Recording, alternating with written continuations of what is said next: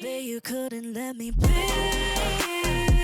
Then I was flying, now it's free. In TikTok's never-ending journey for identity and what they would consider personal growth, I have stumbled upon yet another label, title, or way of life even, that has proven to me yet again that critical thought is truly beyond us and will not be returning for a comeback tour anytime soon. Cause what the is a dark feminine, and why do I need to be her? Is it going to be the answer to my prayers? Will it solve all of my problems? Will I finally know love after creating a fabricated character version of myself?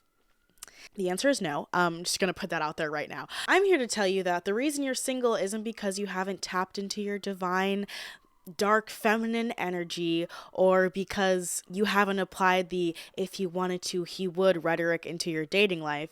In fact, I'm here to tell you the complete opposite, because these arbitrary, absolutist terms and phrases are not helping your love life. In fact, I think they are hurting it. And most importantly, probably hurting you. Speaking of love, dating, and sex, Dipsea is offering an extended 30-day free trial for listeners of this show if you use my link in the description, dipseastories.com/Madison. For this new year, I really encourage all of you guys to remember to check in with yourself before offering help to others. Remember to rest when you need rest, and remember to ask for help when you need it. And say yes to more things that make you feel good. Transport your mind to a world where you can relax and treat yourself to your deepest desires with Dipsea. Dipsea is an app that offers stories to appeal to your sexual wellness. It's an app for sexy audio stories designed to turn you on and empower you to find joy in and outside of the bedroom. So if you're interested, then go to dipseastories.com/Madison. That's DIPSEA stories.com/Madison,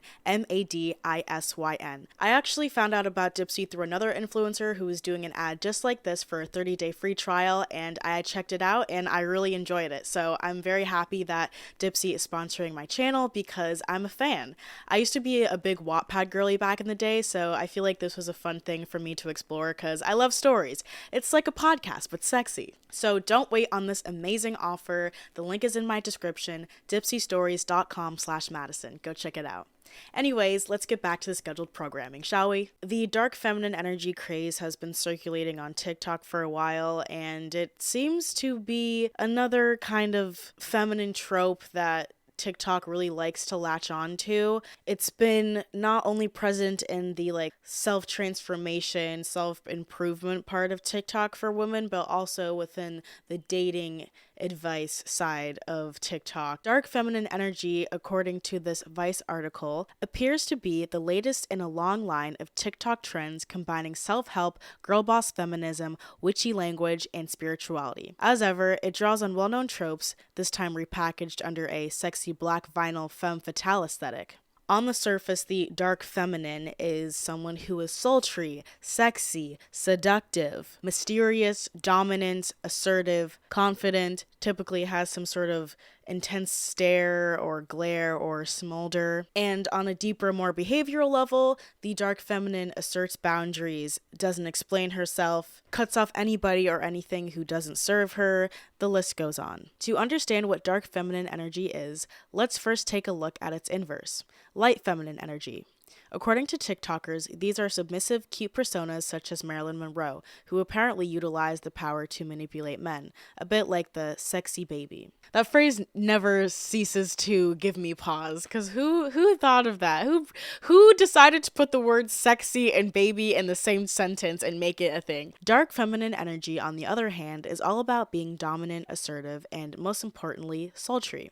It's about setting boundaries, saying no to people, and manifesting success. A woman in her dark feminine energy can be very emotionally intense or can come off as a bitch. But really, this woman is just honoring her emotions and boundaries. It is a way for us to reclaim that power because we have been giving it away to others for far too long. So there are certain aspects of this dark feminine energy thing that I understand and relate to. I would consider myself quite a confident person who is assertive and asserts boundaries pretty well in their daily life, especially when it comes to relationships. I've been called a bitch before, both on the internet and by people in my real life. It bothered me at first, but I've learned to embrace the word bitch because being a bitch literally just means that you're a woman who doesn't take shit. I'm honest about my thoughts. And, if I was a dude, I don't think I would be considered a bitch. But because of how I present myself in the world, I'm a bitch.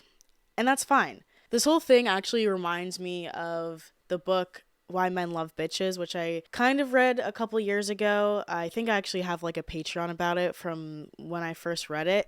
And I never actually finished like this book club because of the book honestly infuriated me. I mean, I think they had some good tips when it comes to how to set boundaries and how to be a confident person. So if you are someone who lacks self-esteem, I think the book could help. But overall, it just led me to get really anxious and overthink a lot of my past experiences with men, and made me completely disconnected to the art of dating and more connected to this manipulative game of dating, which I'll get into later in this video, but wasn't really a fan of the book. But I think you could get the necessary bits out of it from any other self-help book when it comes to learning how to be more confident and self-assured. Overall, I think the positive parts of the dark feminine makes sense. I think associating it with a specific aesthetic or a trope is a bit unnecessary, because you can wear girly, feminine, light pink dresses and look like Marilyn Monroe, or not stare at people like this, or be Angelina Jolie or whoever the fuck is a poster child for this dark feminine energy, and still exhibit the same traits that these dark feminines possess, like confidence, assertiveness. There's no like look to being confident or loving yourself. And you don't need to adopt a certain kind of identity or personality to be that woman. I honestly think the ones who are latching on to these frivolous labels are those who truly do lack a sense of self, and so they look for it in tropes like that girl, or feminine, or dark feminine, or whatever it is this week. If you lack boundaries and identity and a sense of self, of course you're just gonna flip-flop into whatever trendy trope that exists and try to find meaning and purpose in that, which I think is, a natural part of the human condition. But I'm just here to tell you that like you can be confident and secure, and you don't have to like be this archetype of a woman. Speaking of the game of dating, like I mentioned earlier, my biggest gripe with the feminine energy trope is the insatiable desire to manipulate men into loving you. What's that about? Let's unpack that for a moment. So I'm sure if you are familiar with the topic of this video, you've probably stumbled across a post that goes along the lines of how to get a guy to be obsessed with you in 5 easy steps. How to get a guy so obsessed with you that he comes to your house every single day, and when you don't answer the door, he slits his wrist open and then writes your name in blood and says, "I love you." If you wanted to, he would. Look, a hoverboard! Look, the apocalypse! Someone got hit in the boing lines! Hit in the boing lines!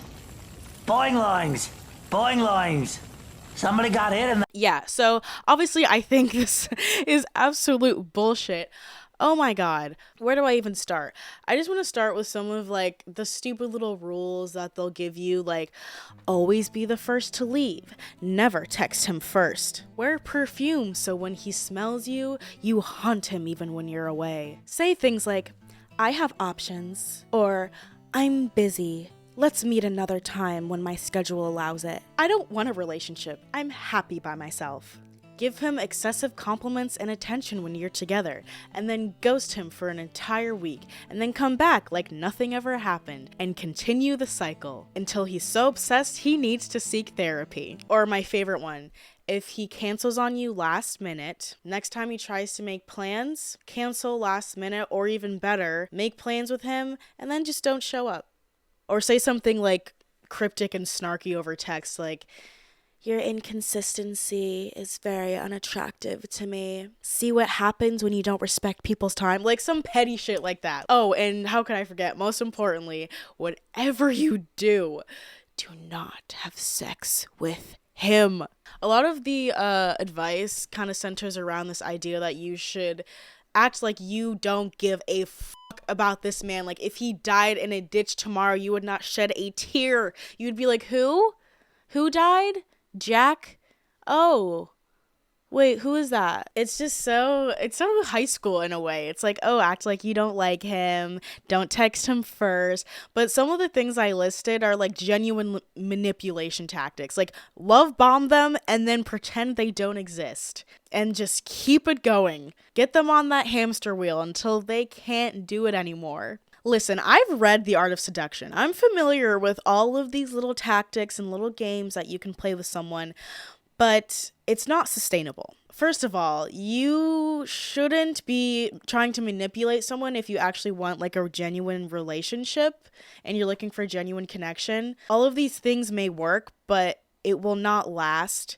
And as soon as you let your guard down, as soon as the chase is over, that person will run in the opposite direction and they will run towards someone who can give them that same dopamine rush and adrenaline high that you were offering to them before you were in a committed relationship. This person who you're manipulating doesn't love you for you. They love you for a fabricated version of yourself that does not exist. And you know what kind of people you will attract by doing this kind of shit?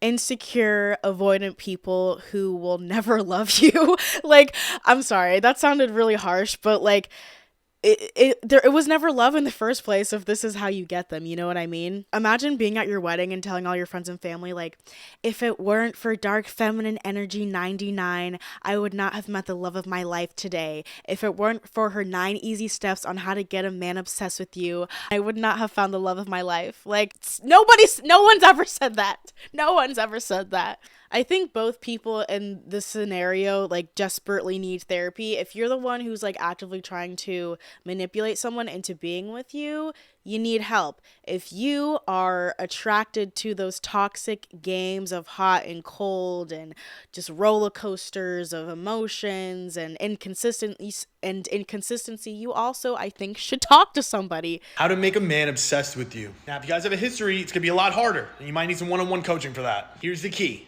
He needs to feel like he is lucky to have you at all times. There needs to be some attraction, but you cannot get obsessed with your looks. There's a huge difference between girls we want to sleep with and a girl we want to wife. We do not want to wife the girl just because she is hot. Your independence is literally the most important thing.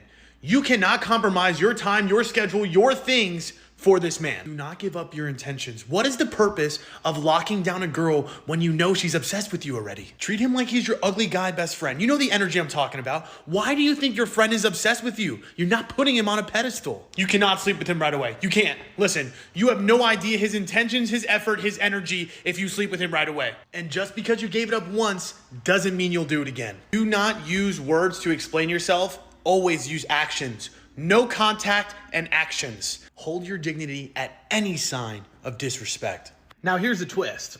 All this advice is great for finding the avoidant partner. And what I have found in my experience is that most men are truly avoidant. So I still think that there are things that you could take. But if you don't want to play games, you don't want to hide your intentions, you don't want to hold your independence, guess what? You could find a secure partner. You could find a secure man. But the only thing is he might not have the spark. He might not have all the check boxes on your list. But at least he'll give you loyalty, and at least he'll give you peace.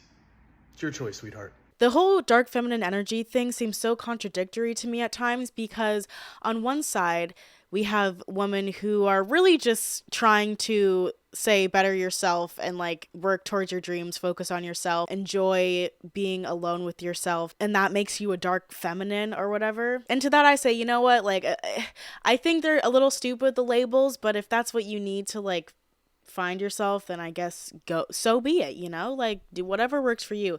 But on the other hand, there's this side of this dark feminine movement that completely centers men, how to make yourself more attractive to men, how to act in a way that is seductive to men, how to please a man. And I just don't see how this is helping us. How are we helping ourselves by centering men in our so-called healing journey?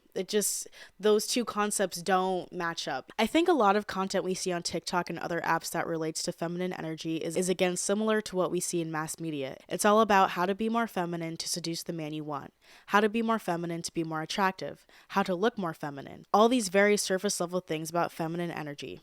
I think a lot of these manipulative dating tactics truly just stems from a place of insecurity, and these women are looking for a sense of control in their dating lives after feeling so out of control in the past. And I think some women genuinely have a revenge fantasy in their minds, so that's why they lean into this dark feminine energy, I'm in my villain era type of thinking. I think the women who like think it's cool to manipulate guys are really hurt. And I think they want to take the power back by manipulating men as a way to kind of right the wrongs of the past. They're getting back at men as a whole after being victimized by them in the past. Maybe you can fool these people, but I know who you are. You're a selfish, unprincipled liar. And, you know, this kind of mentality, this pattern of behavior doesn't surprise me because I think this is what humans do in a way. Like, it's often that we will recreate dynamics from our childhood into our adult relationships to do the same thing, to right the wrongs of the past. You know, if I can fix this guy, if I can make this relationship work, then it will heal my childhood trauma and it'll heal those childhood wounds that are being triggered by my current relationship that reminds me of my childhood and the dynamics I had with my parents or one of my parents. So we get into these obsessive headspaces where we want to avenge the past. We want to reclaim our power and make things right again in our world. So although I don't agree with manipulation whatsoever, I do understand, I think, where these women are coming from, and I do empathize with them because I've even like found myself getting into that kind of way of thinking where I'm just so fed up with being rejected or feeling victimized by men who have manipulated me or done me wrong that I'm like, well, fuck this. I'm going to play them at their own game. That's actually why I read The Art of Seduction, the book I mentioned earlier, was because I had just been cheated on by someone who I was in a bit of a, I guess you could say, situationship. And I was very upset afterwards and was like, that this will never happen to me again. And I will do everything in my control to never let that happen to me again. Now, here's my little tip on revenge. You don't have to do anything. I truly believe that what goes around comes around. And you know what? The guy who cheated on me, the girl he cheated with, they ended up dating for a couple years. And he told me it was an incredibly toxic relationship. And, you know, a couple years after this had happened, when they broke up, he apologized to me and told me some very serious truths that revealed that it wasn't about me. It was about his own problems and his own insecurity. So if someone does you wrong, just know that things will balance out. I think the universe has a way of doing that. And I'm not saying every person who does you wrong will come back and apologize to you, but there's always another side to the story and justice will be served, if you will. But another good dating tip is you will lose him the way that he got you. I was talking to this guy. He was talking to another girl before and then ended up kind of dumping her for me. And you know what? He dumped me for somebody else and cheated on me in front of all of my peers. But the girl that he ended up dating, word on the street is like he was cheating on her too. So it just, you know, be mindful of how people move.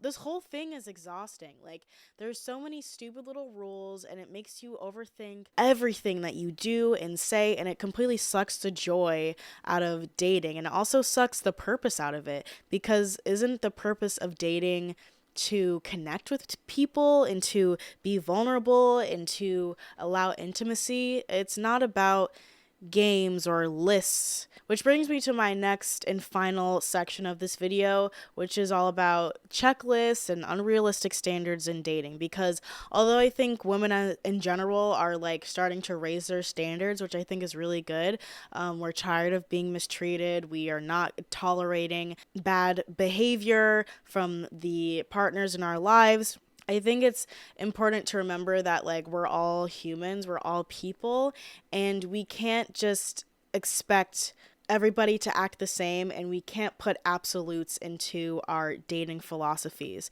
Something that I really, really hate is the if he wanted to, he would phrase. It's just so matter of fact. And although I think your boundaries should be matter of fact, I don't think this is the way to go about it. I'll say this. I think men are quite obvious when they like you. They'll make it known. In my experience, that being said, you don't have to do CIA Jedi mind tricks to get a guy to chase you. Girl, the right man will come and get you. He will come and get you. You don't have to do anything. I promise. There is nothing that TikTok will tell you that will magically make him chase you.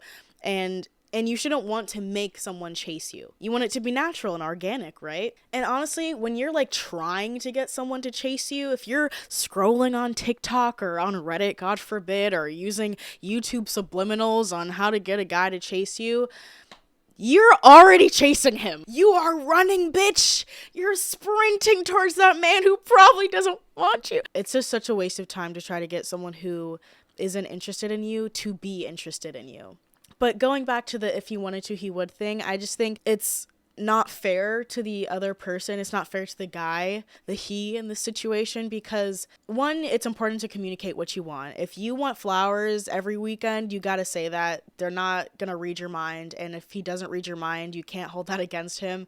Two, some people like want to do things, but they just like can't for whatever reasons. I know I've wanted to do shit, but I'm like, oh, I can't do that right now. But if you have an improv miming class at 2 p.m. on a Wednesday and he's got a funeral to go to, like, don't get mad and be like, if you wanted to, he would. If he wanted to, he would take me on a 2-week getaway to Bora Bora. I know he works at McDonald's, but if he wanted to, he would. The whole, like, if he wanted to, he would thing really throws me for a loop. I saw this video here where the girl's like, you know, my ex cheated on me, but my current boyfriend reserved this thing and lit the candles. Very pretty. It looks nice. But then at the bottom, she goes, if he wanted to, he would. I don't know. I guess I just can't really, like, if that was me, my first instinct, and I was going to post that on social media, I'd be like, it gets better, you know? Or like, not all guys suck. Like, you'll find the right one. Like, look how much it's improved. I'm so happy. I love this. But there's this weird trend of like girls on TikTok where their boyfriend does something nice for them, and then they just take to TikTok to be like, and if you're not getting at least that, you're not getting enough. It's like, what? Like, just enjoy your birthday with him in peace. It's just the black and white thinking of the phrase, like, if he wanted to, he would. I'm sure everybody's boyfriend would love to take them to Mexico for their birthday. But there's also this weird level of like how much money someone makes. Like, I'll see some of these videos, they're like, he like took me to Greece for an entire week, blah, blah, blah. If he wanted to, he would. Well, that can't possibly apply to everyone. I just hate all of these black and white thinking videos about relationships, and it's just like girl on girl friendly fires. It's making all of us feel like shit. And if you really want to get into it, some people have issues. Some people have depression. Like, I mean, if your partner is struggling mentally, there may be things that they would want to do, but they just like can't. If that's a deal breaker for you, that's something you got to work out with your partner. But I'm just saying, like, I don't think that if he wanted to, he would thing is like super accurate or appropriate. And I feel like it makes women feel bad. I feel like it makes them feel like shit because it's like, oh, like he doesn't want to do that for me because I'm not special, because he doesn't think I'm worth it. And I feel like a lot of this dating advice is made out to make women feel like it's their fault, like they're the reason why they're single because they suck at this, or because they haven't played the game right, or they text too much, or whatever stupid reason it is.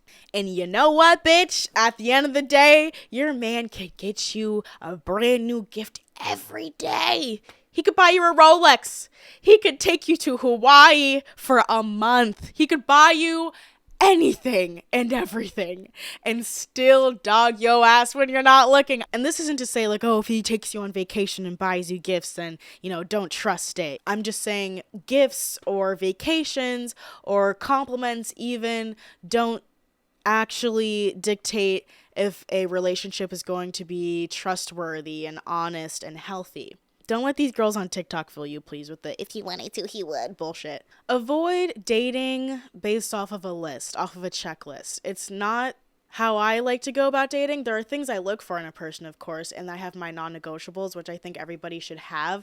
But if you're just dating based off of like a list of things or attributes, like, oh, he has to be 6'2" and he has to drive this car and he has to have this kind of job and he has to be whatever, whatever, whatever, whatever, I don't think you're gonna be successful. You just might. Who am I to say? But I mean, even if you meet someone who has all the things that are on your checklist, you could be with that person and not feel a thing. There could be no chemistry, there could be no vibe whatsoever. But wait, they have all the things on my list, so what do I do? Or it's like, I think you should date people for who they are, not who you want them to be. People aren't robots. There's no build a boyfriend here. So just like take all this crap away and just like follow your fucking heart, man. I know it sounds corny, but if the person makes you feel good, if you feel secure with that person, if you feel like you can be yourself around them, that's the shit that you should be leaning into and focusing on. Something needs to be addressed. A lot of these relationship TikToks are keeping people up at night. There is absolutely zero nuance regarding the conversations people are having surrounding healthy and toxic relationships. Your boyfriend doesn't post you on social media, toxic. Your boyfriend pays for every single thing and doesn't make you lift a finger, healthy. There's now a trend even going around saying that men don't marry the love of their lives, they only marry when it's convenient for them. And like, how depressing and discouraging is that?